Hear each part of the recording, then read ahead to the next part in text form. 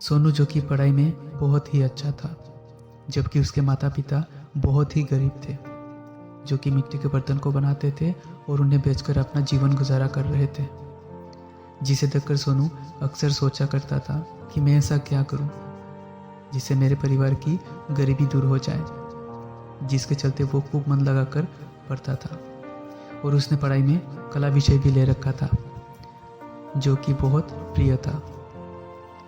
वो अक्सर खाली समय में तरह तरह के चित्रकारी बनाया करता था। एक बार की बात है, उसके गांव के पास ही मेला लगा था, जहां पर दूर दूर लोग मेला देखने और मेले में अपने सामान बेचने आए थे। जिसके बाद सोनू के सभी दोस्तों ने मेला देखने जाने का फैसला किया। सोनू का भी मेला देखने का बहुत मन था, लेकिन उसके पास इतने पैसे भी नहीं थे कि वो मेले में जाकर कुछ खरीदारी करे।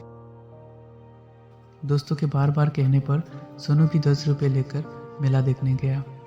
मेले में तरह तरह के अनेक खिलौने, खाने के सामान, बर्तन और बहुत सारी चीज़ें बिक रही थी, लेकिन सोनू के पास तो इतने पैसे भी नहीं थे कि वो कुछ चीज़ें खरीदे।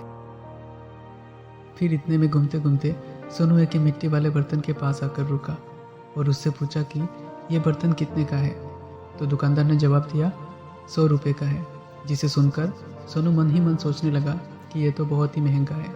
इसके बाद उसने साधारण से दिखने वाले बर्तन का दाम पूछा तो दुकानदार ने उसका दाम 10 रुपये बताए।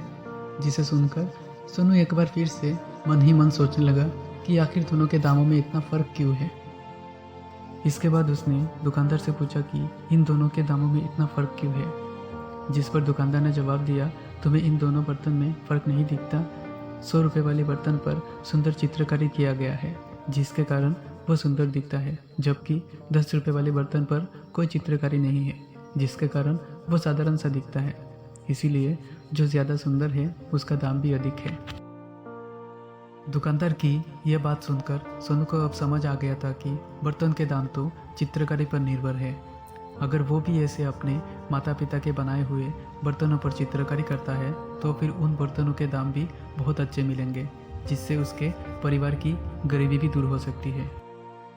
फिर क्या था, सोनू के मन में खुद के प्रतिभा को निखारने के लिए एक नया आइडिया मिल गया था।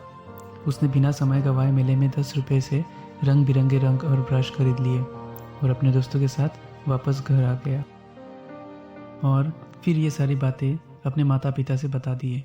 जिसे सुनकर उसके माता पिता बहुत खुश हुए और अब सोनू अगले दिन से पढ़ाई के बाद कुछ समय चित्रकारी के लिए भी फिक्स कर दिया।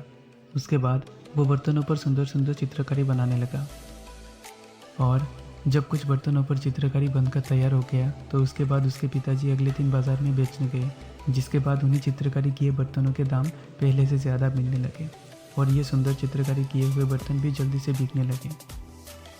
जिसके बाद सोनू की प्रतिभा के दम पर उसके माता पिता के कारोबार में वृद्धि होने लगी, जिसके बाद सोनू की इस मदद से उनके घर की गरीबी भी दूर होने लगी धीरे धीरे और इस तरह सोनू के कार्य से परिवार के अच्छे दिन आ गए।